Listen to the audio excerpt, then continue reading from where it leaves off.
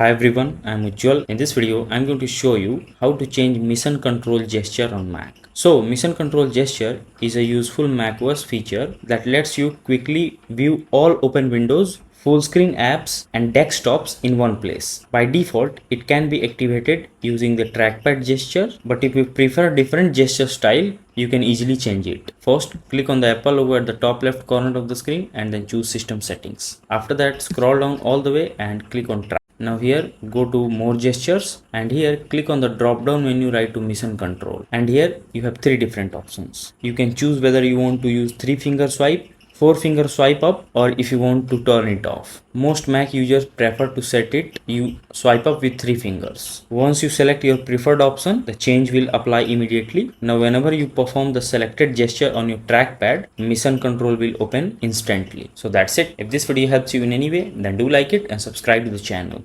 Thanks for watching.